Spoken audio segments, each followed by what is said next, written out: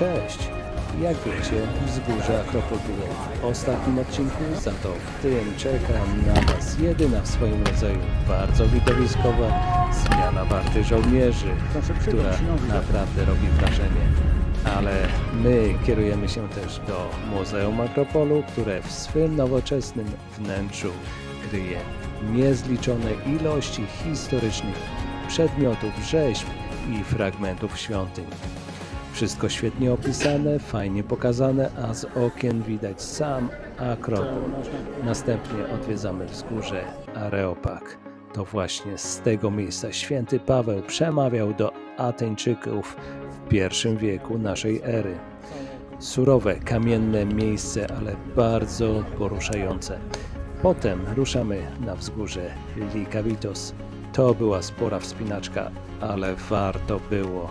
Panorama Aten dosłownie zapiera dech, a ten mały biały kościółek świętego Jerzego na szczycie dodaje tylko uroku. Kolejny punkt to stadion panateński. Jedyny na świecie stadion zbudowany w całości z marmuru. Ogromny, piękny i pełen ducha igrzysk. Ale pokazuje też wielkość.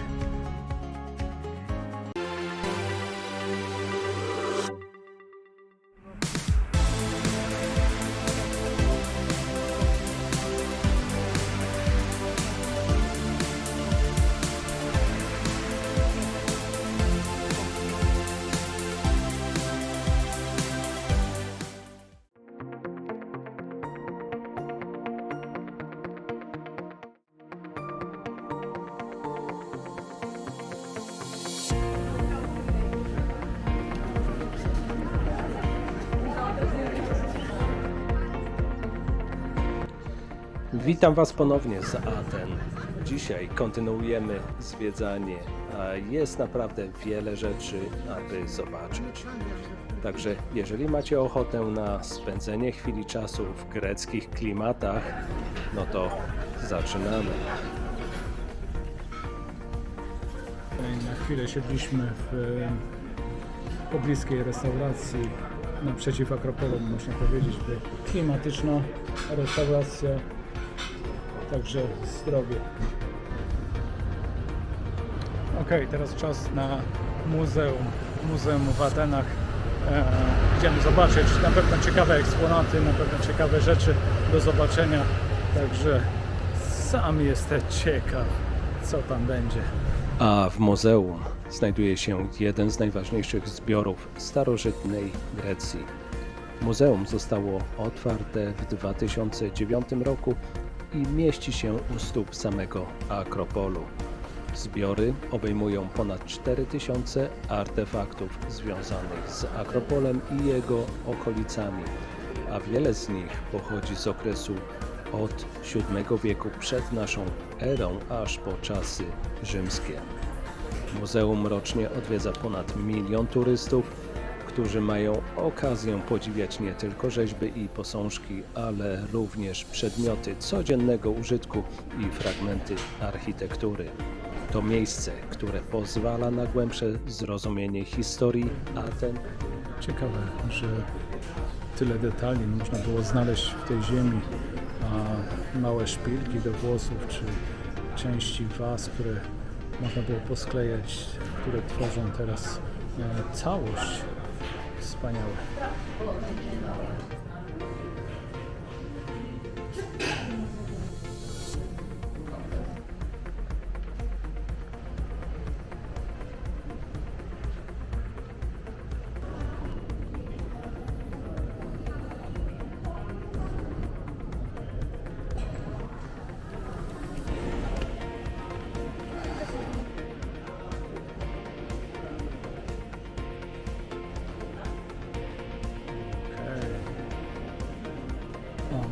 Naprawdę sporo eksponatów. Muzeum ma co najmniej 4 piętra, chyba że licząc z tym podziemiem to 5, gdzie te łaźnie, gdzie te wykopaliska jakby są.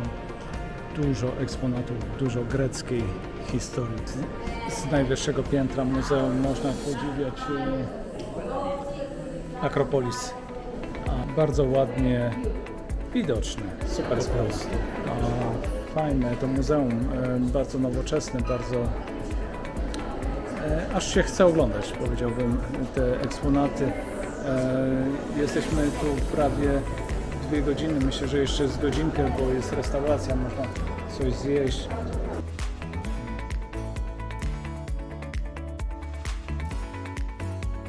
Przechodzę ulicami niedaleko Akropolu, ale dom, który zwrócił moją uwagę, to jest ten, co widzicie, powiedzmy, za mną.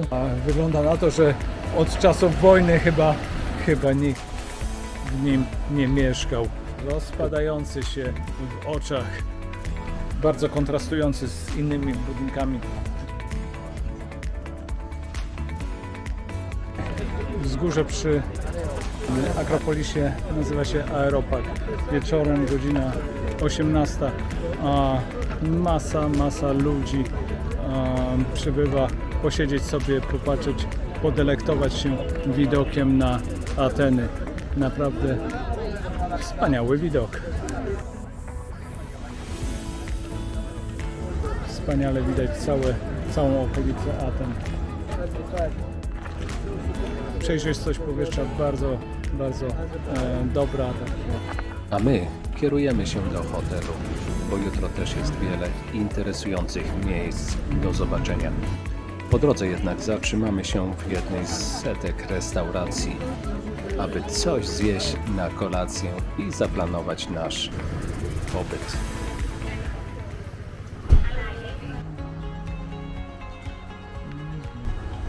Okej, kolejny dzień, Ateny, Grecja, hotel, Olimpik, idziemy na śniadanie, tak zaczynamy dzień. Ponoć za rogiem tutaj coś ma być, jakaś knajpka do zjedzenia, także zobaczymy.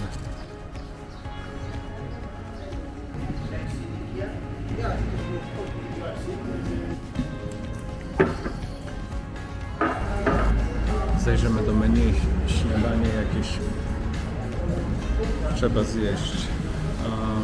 Mamy cały dzień dzisiaj na zwiedzanie, także będzie się działo. W ten sposób planowanie dnia przy śniadaniu. Czekamy już godzinę na nasze omlety.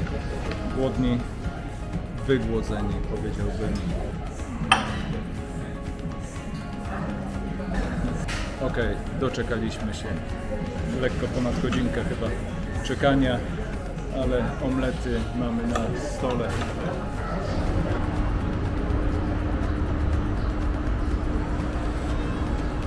Czekamy na metro i jedziemy zwiedzać Ateny oczywiście.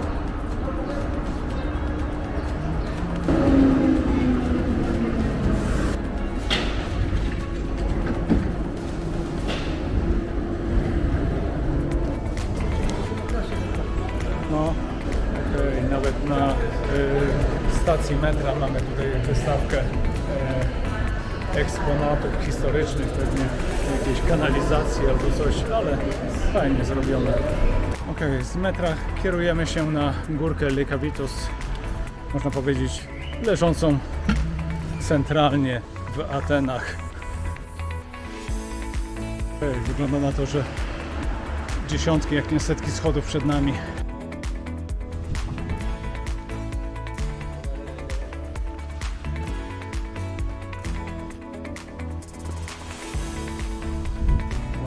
Im wyżej, tym lepiej. Coraz lepsze widoki na stolicę Grecji. Stąd widać świetnie Akropol także. Wzgórze Lykavitos, na które wchodzimy, jest najwyższym punktem w Atenach. Ma 391 metrów wysokości. Podejście jest strome, ale dobrze utrzymaną ścieżką przez na początku sosnowy zagajnik, a później roślinność się rozrzedza. Rocznie odwiedza to miejsce ponad 1 milion turystów. Po drodze mijamy spacerowiczów, biegaczy, turystów. W oddali widać Akropol, a czasem nawet Pireus. Ci, co wolą oszczędzić czas i siły, mogą skorzystać z kolejki linowo-terenowej, która od strony dzielnicy Kolonaki wjeżdża na szczyt w około 2 minuty. i dochodzimy na szczyt. Flaga grecka oczywiście na szczycie powiewa. Na górze znajduje się biały kościółek Agios Georgios i elegancka restauracja z widokiem na całą metropolię. Miejsce popularne zwłaszcza wieczorem, dlatego warto rezerwować stolik. Jesteśmy tu w południe, słońce świeci mocno, ale mimo upału wiele osób wspięło się tu pieszo. Panuje spokojna atmosfera, turyści siedzą na murkach, chłoną widok, robią zdjęcia, a niektórzy po prostu milczą, patrząc na panoramę. Przed nami rozciąga się niesamowity obraz Aten, Akropol, dachy, flagi, stadion, aż po błękit na horyzoncie. To chwila, którą chce się po prostu zatrzymać. Po krótkim odpoczynku zaczynamy zejście tą samą ścieżką. Po drodze jeszcze raz mijamy przepiękne rośliny, agawy, kaktusy, rozłożyste krzewy. Gorące powietrze pachnie żywicą i ziołami. Z każdym krokiem zbliżamy się do miasta. Na dole znów słychać zgiełk ulic, klaksony, gwar kawiarenek, a my kierujemy się w kierunku stadionu Panathinaikos, który jest kolejnym celem w naszej dzisiejszej wędrówce po mieście. To jest kolejny punkt na mapie zwiedzania miasta. No i jeszcze doszliśmy do stadionu olimpijskiego. Tutaj maratony, półmaratony na pewno się kończą, te słynne maratony w Atenach. Oczywiście kupujemy bilety, aby wejść przez bramę stadionu. Do tego dostajemy audio guide elektroniczny, gdzie masa ciekawych informacji. Jeszcze niedawno byliśmy na tej górce, co jest za mną, z tym białym kościółkiem tam na górze, co widać. Teraz stadion, kolejny stadion. Ponad 2,5 tysiąca lat temu powstał. Był przebudowywany wielokrotnie a ostatnie czasy, jakby moderne czasy, nowoczesne czasy, jakby przystosowane do tutejszych, do dzisiejszych może nawet standardów, ale pokazuje też wielkość. Jak potrafili, można powiedzieć, ponad 2000 lat temu budować olbrzymie obiekty sportowe Grecy. Z przewodnika dowiaduje się, że właśnie tutaj ten stadion jest symbolem fair play i tutaj bije grecka duma ze sportu.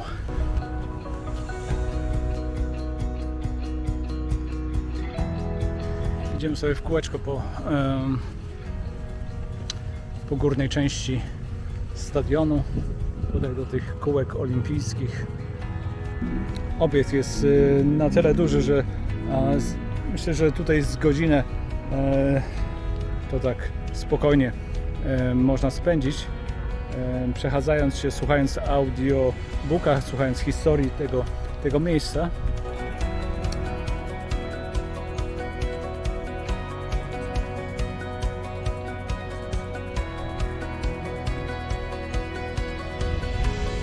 Marmurowe siedzenia dla VIP-ów są za mną. Najważniejsze osoby mogły zasiadać i obserwować spektakl, igrzyska, które się tu właśnie odbywały. Idę dalej. To, co widzicie za mną, jest takie wejście. Zobaczę, co się kryje właśnie w tym miejscu.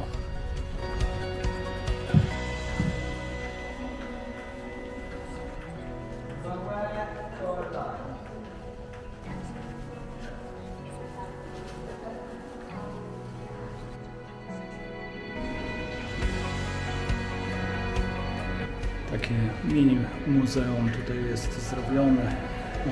żeby można było prześledzić trochę historię tego miasta, przepraszam, tego miejsca i zaznajomić się tutaj z ciekawymi faktami.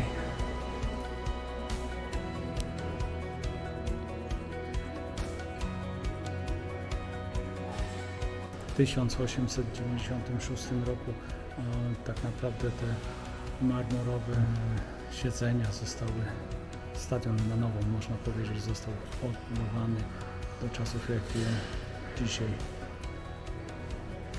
widzimy go, ale na zdjęciach historycznych fajnie to pokazuje, jak są jeszcze zarośnięte dwa wzgórza, które drewniane ławki.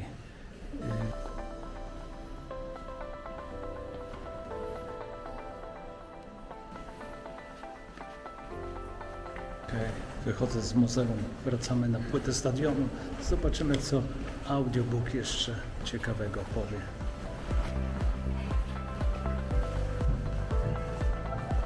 Na tym tronie tutaj VIP-y siedziały, także i ja spróbuję zasiąść.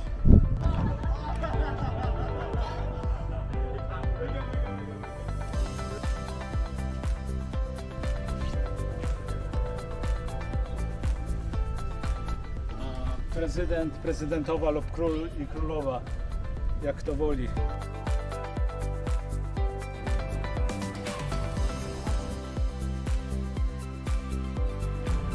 Olbrzymi obiekt, jedyny obiekt, stadion zbudowany całkowicie z marmuru, jedyny obiekt na świecie, także na pewno warte zobaczenia.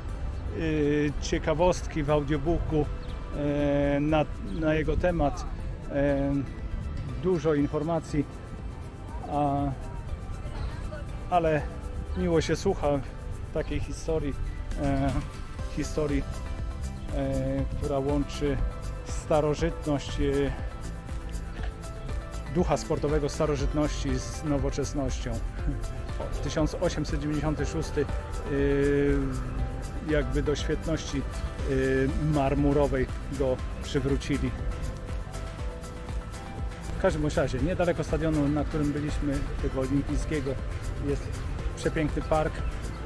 Tutaj też są ruiny łaźni. No dobra. Tomek twierdzi, że zaraz tam dojdziemy, także znaczy się dojdziemy.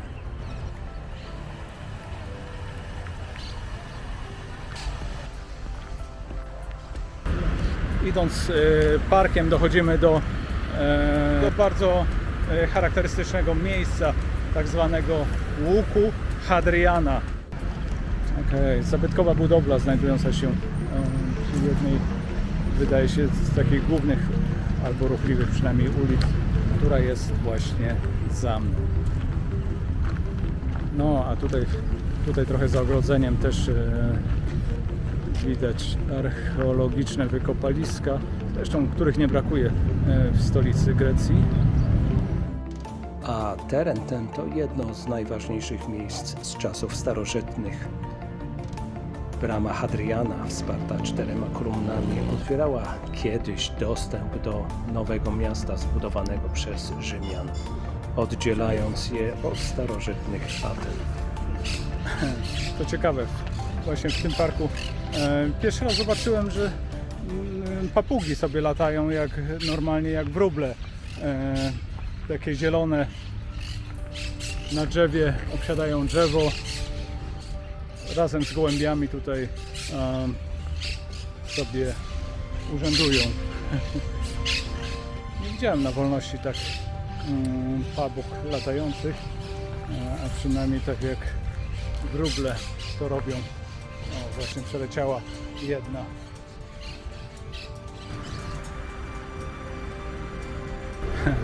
Łaźnie rzymskie, wykopaliska archeologiczne, tak jak mówiłem, których tu na pewno nie brakuje, ale to ciekawe, centrum miasta, główna ulica i proszę bardzo, można sobie oglądać ruiny łaźni rzymskich. Idziemy dalej do parlamentu, tam Tam ciekawa zmiana żołnierzy, a styl jakim to robią, okej, zaskakujący, powiedziałbym delikatnie. Zmiana warty przed parlamentem w Atenach to uroczysty rytuał, który przyciąga wielu turystów. Żołnierze Ewzones ubrani w tradycyjne stroje z plisowanymi spódniczkami i butami z pomponami poruszają się w zwolnionym, precyzyjnym tempie. Najbardziej widowiskowa zmiana odbywa się w każdą niedzielę o 11 przed pomnikiem nieznanego żołnierza.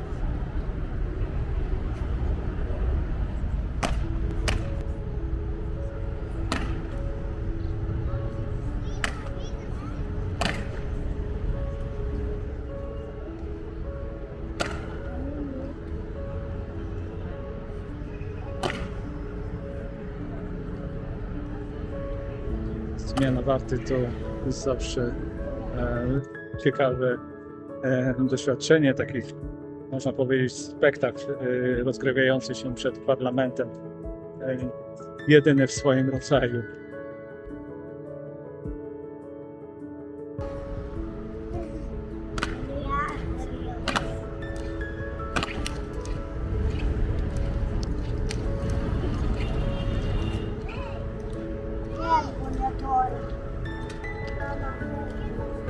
Zmiana się zakończyła, idziemy dalej. Niedaleko parlamentu znaleźliśmy, zresztą tu nie brakuje barów, restauracji. Przysiedliśmy się po prostu przy jednej z restauracji zjeść coś obiadowego dzisiaj. Także wygląda, że ładnie na zdjęciach wygląda, a jak faktycznie, zaraz się okaże. Jedzenie wygląda wyśmienicie, tak jak na zdjęciu.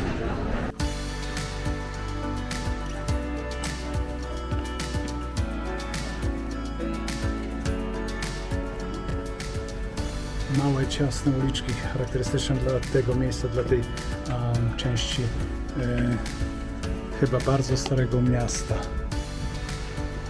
Idziemy dalej. Znajdujemy się właśnie w urokliwej dzielnicy Aten, Anafiotika. Położona tuż pod Akropolem w sercu Flaki. Anafiotika jest malutką dzielnicą, która liczy zaledwie kilkadziesiąt mieszkańców, ale każdego roku przyciąga tysiące turystów z całego świata.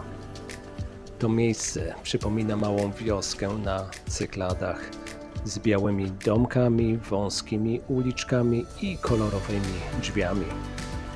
Każdy zakątek kryje coś magicznego.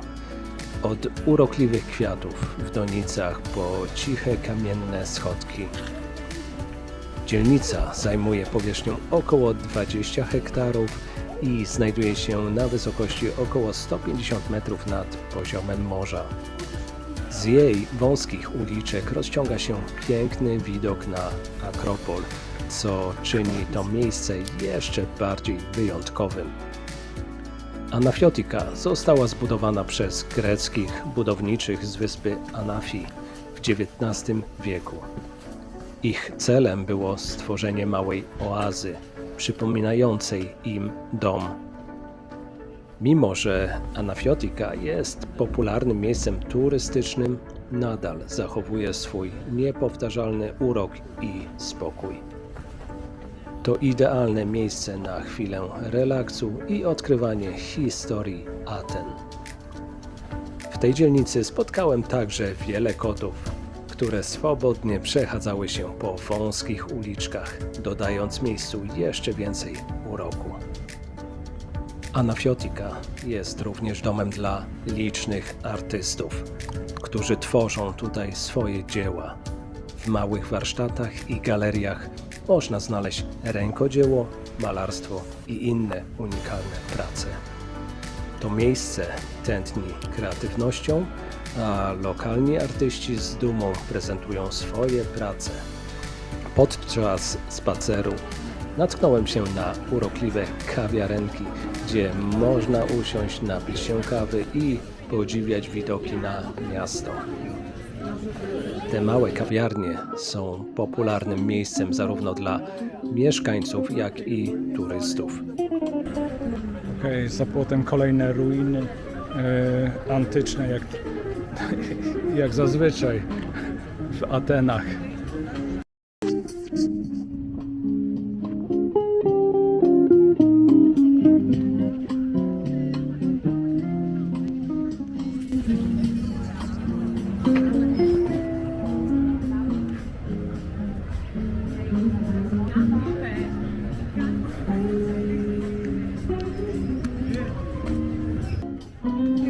Za tym płotem widzimy ruiny Forum Rzymskiego, bardzo rozległe wykopaliska, można powiedzieć.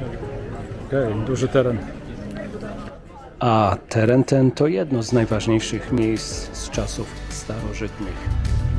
Brama Ateny Archegetis to monumentalne wejście do Forum Rzymskiego w Atenach, wzniesione w I wieku przed naszą erą.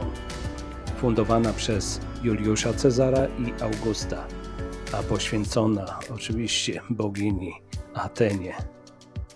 Wieczór zapada, powoli się wydostajemy z jakiej dzielnicy? Wychodzimy z Plaki, wchodzimy na Monastyraki, dzielnicę oczywiście Aten. Wszechobecne ruiny co krok. Właśnie. Obecne koty na tych ruinach. Koty oczywiście na wolności sobie Raz, dwa, trzy. mogą sobie pozwolić, żeby po tych antycznych kamieniach, który każdy ma swoją historię, sobie chodzić po prostu. Nie tak jak my.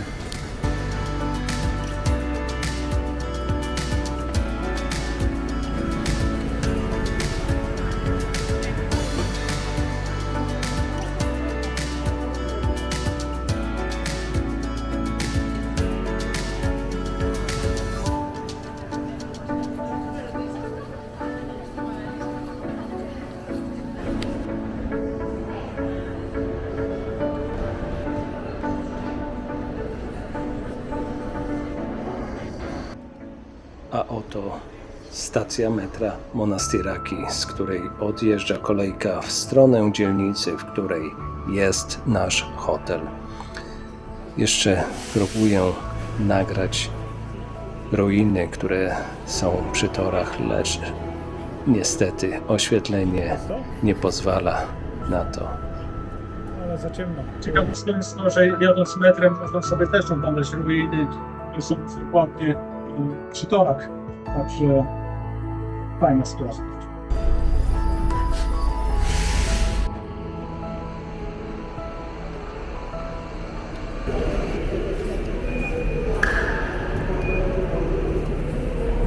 No dobra, godzina 4:30. Opuszczam hotel Olimpik Ateny w Grecji. Stolica Grecji. Wspaniałe miasto. Na pewno wiele do zobaczenia. Jadę na lotnisko. Lot do Berlina. Na tym się kończy przygoda ateńska. Dzięki, że byliście ze mną do końca. Zapraszam na oglądanie kolejnych odcinków i trzymajcie się ciepło. Cześć!